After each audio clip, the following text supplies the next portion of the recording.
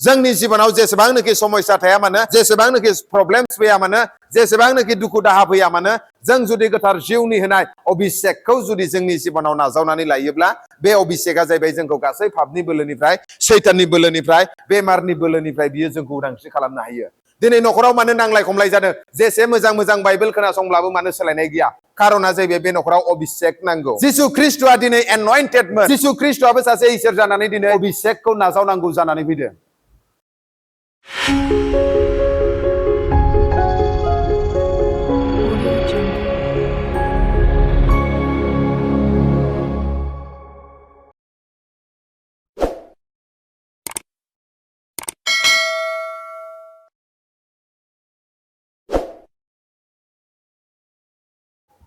बे मुगाया जाहैबाय गोथार जिउनि मुगा आरो बे गोथार जिउनि मुगायाव सोरबाया जुदि गांनाय गोसोजों पवित्र आत्माखौ जुदि नाजावोब्ला दिनै जाहैबाय गोथार जिउआ नोंनि जिबनाव थागोन आरो नोंखौ दैदेनगोन आरो संसार जोबनायसे आरो सोरगो रायजोआव थांजासे बियो नोंखौ हेफाजाब होगोन।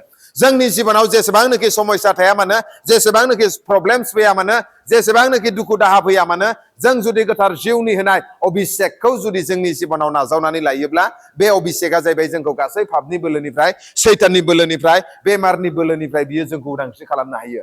दिनै न'खराव मानो नांलाय खमलाय जादों जेसे मोजां मोजां बाइबेल खोनासंब्लाबो मानो सोलायनाय गैया खारना जाहैबाय बे न'खराव अभिषेक नांगौ।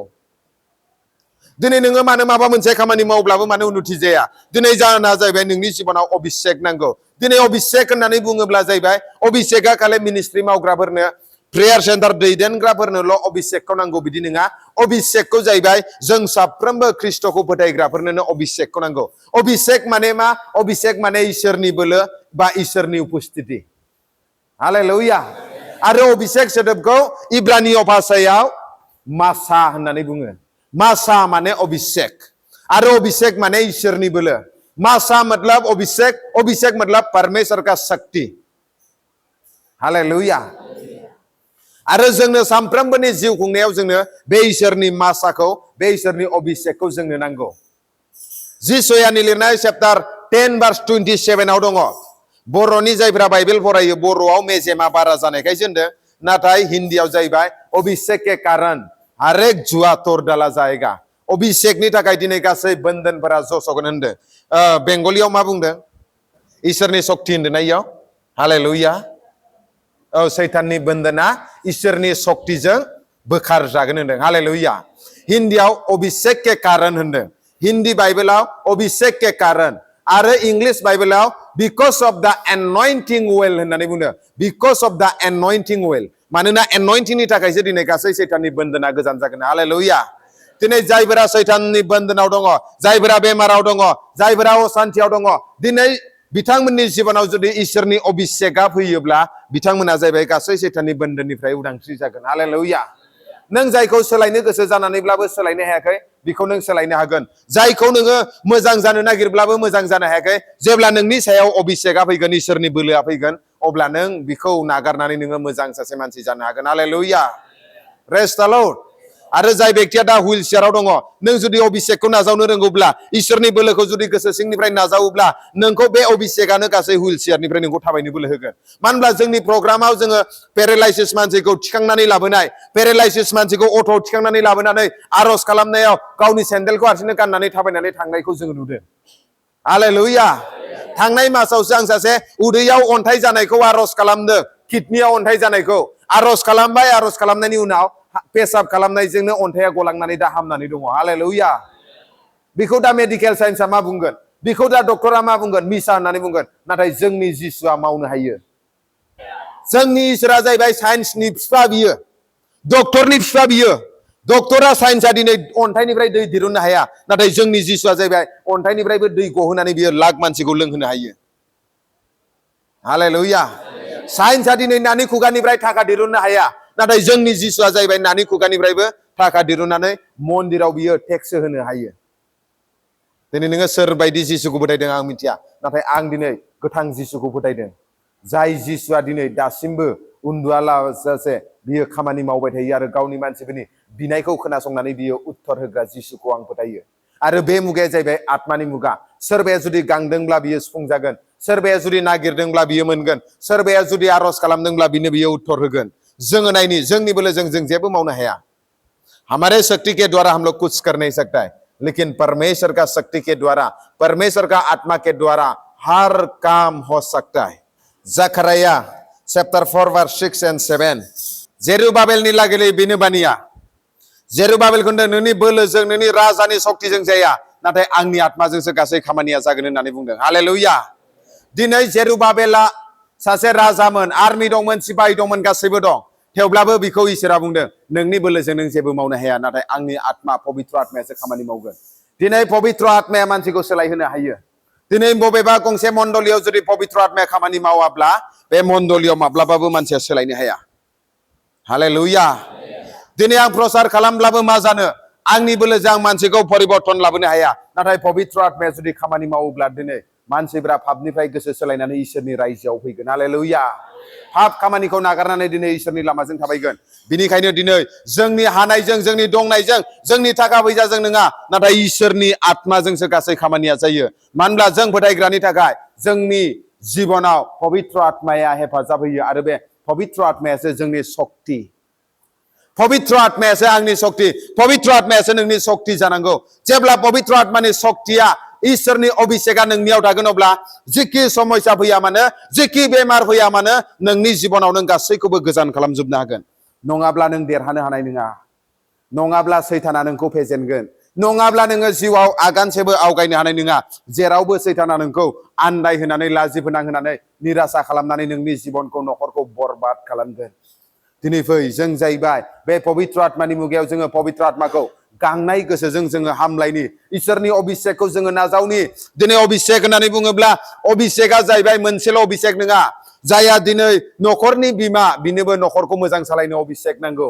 जाया दिनै नखरनि बिफा गावनि नखरखौ मोजाङै इसोरनि लामाजों गावनि गथ' गथायखौ फोरोंलांनो बिनोबो अभिषेक नांगौ हालेलुया दिनै जाया बिजनेस मावदों बे बिजनेस मावग्राफोरनो बिसोरनि बिजनेसआव खुनु जाहाथे शत्रुआ बिसोरखौ नस्थ' खालामनो हायै बायदि बिनोबो अभिषेकखौ नांगौ इसोरनि बोरखौ हालेलुया दिनै जाय मानसिफोरा खेथि मावगासिनो दङ बिसोरनोबो अभिषेक नांगौ बिसोरनि बारि बागानाव जाहाथे जिब जुनारा जाहाथे मिथिंगाया नस्थ' दा खालामनो हाथों बिसोरनि मावनायाव जाहाथे आग्लाय बिग्लाय आशीर्बाद इसोरा होयो दिनै जाय गथ'फोरा दिनै फरायदों स्टुडेन्टफोरा बिसोरनि फरायनायावबो दिनै इसोरनि अभिषेक नांगौ जेब्ला इसोरनि अभिषेकआ गुबुन गुबुन रोखोमनि मोनसेल' रोखोमनि गैया जायफोरा दिनै बे प्रेयार सेन्टारखौ दैदेनदों जायफोरा मण्डलिनि एल्डार जादों बिसोरनोबो अभिषेक नांगौ बे मण्डलिखौ आत्माजों लुखांलांनो मानसिनि गोसोआव फोजाखांनाय लाबोनो मानसिखौ सैथो लामाजों दैदेननो दिनै आत्मानि अभिषेकखौ नांगौ हालेलुया आरो बे अभिषेकआ अभिषेक होननानै बुङोब्ला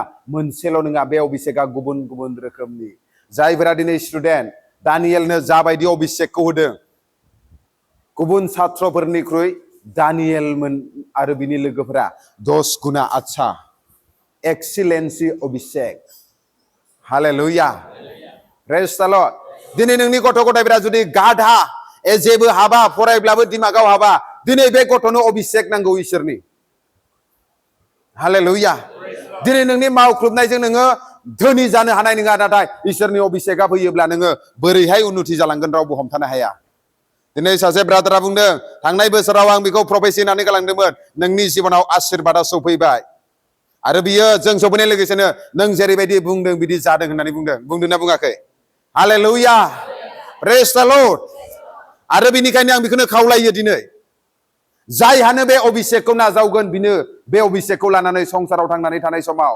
इसोरनि लामाजों बांसिननिख्रुइ बांसिन रंजानायजों आवगायलांनो हागोन अभिषेक जुदि गैयाब्ला जीवन बहुत तकलीफ है जितना कोशिश करने से भी आप नहीं सकेगा जितना आप ताकत लगाने से भी आप आगे नहीं बढ़ेगा जितना आप सोचने से भी कुछ मालूम नहीं होगा इसलिए अभिषेक का जरूरी है हालेलुया जिसु ख्रिस्टआ दिनै एनॉइंटेडमोन जिसु ख्रिस्टआबो सासे इसोर जानानै दिनै अभिषेकखौ नाजावनांगौ जानानै फैदों थोनहरजानाय 10 अध्याय 30 दाव लिरनाय दङ हालेलुया बेयाव मा बुंदों नाजारेथनि जिसु ख्रिस्टआबो एनॉइंटेडमोन एनॉइंटेड अभिषेक दंमोननो आरो अभिषेक थानायखायसो इसोरनि प्रेजेन्सआ बिजों थानानै बे जाहैबाय मानसिनि मंगलनि थाखाय मोजांनि थाखाय खामानि मावदोंनो सोमोगोनां खामानि हालेलुया दिनै जुदि नों सासे ख्रिस्टियानब्ला जों साफ्रोमबो दिनै अभिषेकखौ लानांगौ हालेलुया जायनो अभिषेकखौ लाया बिनो जिबनाव आवगायनानै नङा ख्रिस्टियान जिबनाव नों लिडार जायोब्ला लिडारनि अभिषेकखौ नों लाथारनांगोन इसोरनिफ्राय हालेलुया नों प्रसार खालामग्राबा इसोरनि बोसोनखौ प्रसार खालामनानै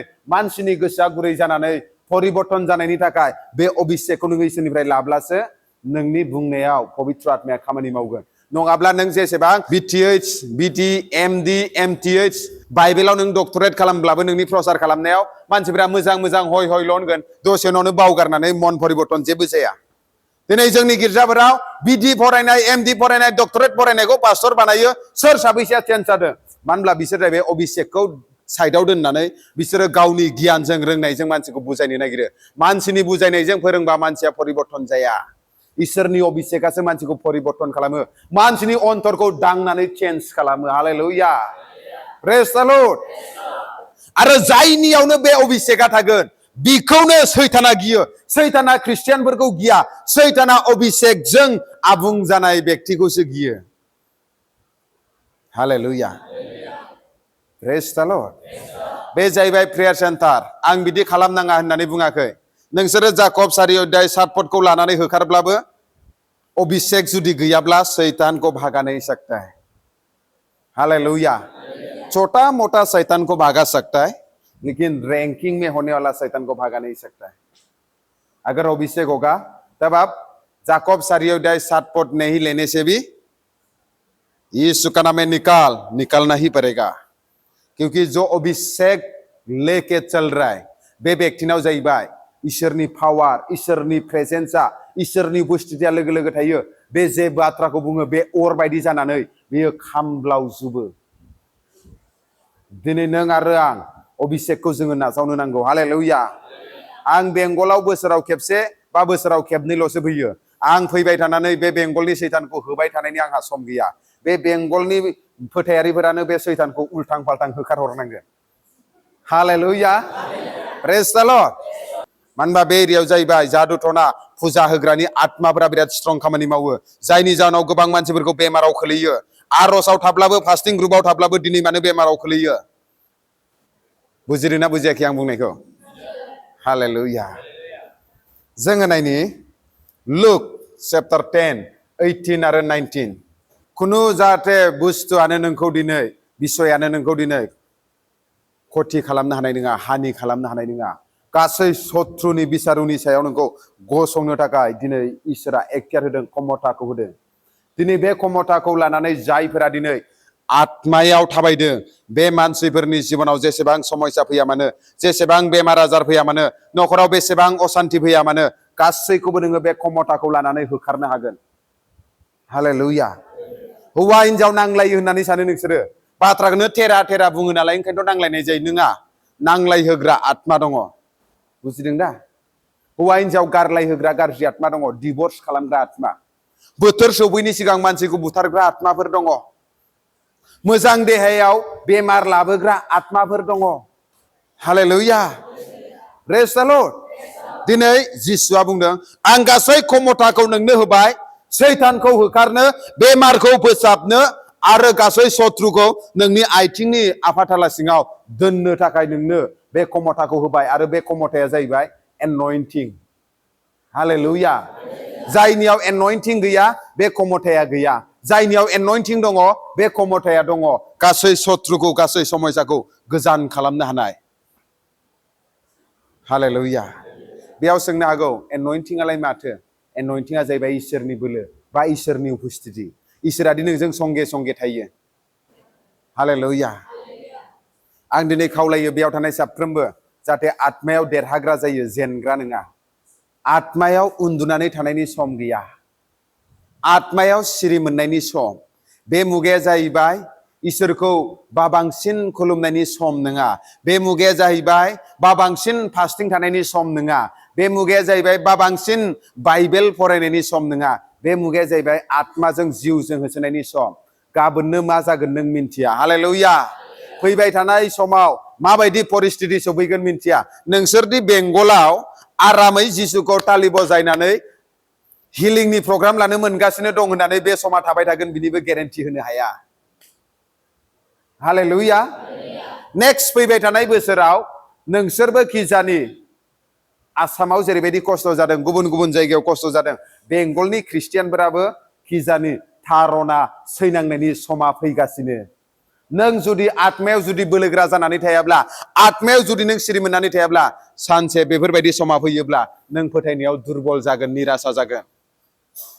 हालेलुया। बुजिदोंना बुजियाखै? बिनिखायनो फै जोङो बे सोलोंनानै लानाय समावनो जोङो सोलोंनानै लानि, बे नागिरनानै मोननाय समावनो जोङो नागिरनानै लानि इसोरनि बोरफोरखौ, बे समावनो जोङो इसोरनि आशीर्बादखौ नाजावनाय समावनो जोङो नाजावनानै लानि। बे मोजां समफोरा जुदि बारग'नानै थाङोब्ला सानसे नों नागिरबायबाबो मोननाय नङा। हालेलुया। दिनै जाहैबाय इसोरा जाहैबाय जोंखौ जेननो थाखाय जोंखौ इसोरा लेङाखै, देरहानो थाखायसो लेंदों। जोङो नायनि प्रथम जहन 5:18 अगर आप परमेश्वर का संतान है तो आप पाप को बार बार नहीं करता है। जो आपने गलती किया, जो आपने पाप किया, वो पाप को आप क्षमा मांगने का बाद दोबारा नहीं करता है। अगर आप पाप को दोबारा करता है तो शैतान आपको छूटा है। जेब्ला नोङो पापखौ मावबाय थायो अब्ला सैताना दांनो हायो। दिनै जुदि नोङो इसोरनि बोसोनखौ मिथिनानैबो मिन्थियालासिनो थाबायोब्ला, नों आरज खालामनांगौखौ मिन्थिब्लाबो आरज खालामालासिनो थानाय, बोसोनखौ मिन्थिनानैबो मिन्थियालासिनो एक्टिं खालामनानै मानि बायदि थानाय, अहंकार गोसो जानानै थानाय, बेफोरनो पाप। हालेलुया। गिदिर पाप मावलायनांगौ नङा। जेब्लानो जोंनि जिबनाव पाप थायो अब्लानो सैताना जोंखौ दांनो हायो, अब्लानो जोंखौ बेमार होनो हायो। जों फै गाव गावनि गोसोखौ जोङो साफा खालामनि, गाव गावनि गोसोखौ जोङो गोथार खालामनि। आरो नों जेब्ला गोथार खालामगोन, साफा खालामगोन, नोंनि जिबनाव जेब्ला पबित्र आत्मानि अभिषेकआ फैगोन, इसोरा नोंजों संगे संगे थागोन। नों जेरावखि थाङा मानो संसार जोबजासे नोंजों अरायबो थागोन होननानै रदायखादों। बे इसोरा जुदि नोंजों जुदि थायोब्ला नोंखौ जाहैबाय पाप आत्माया, सैताननि आत्माया दांनो हाया। हालेलुया। आरो गासै सत्तुरा नोंनि आथिंनि सिङावनो थागोन। आरो नों देरहाया नङा, देरहागोन। हालेलुया। नों हामा नङा, हामगोन। नों नस्थ' जागोन बिदि नङा, नों मोजां जालांगोन।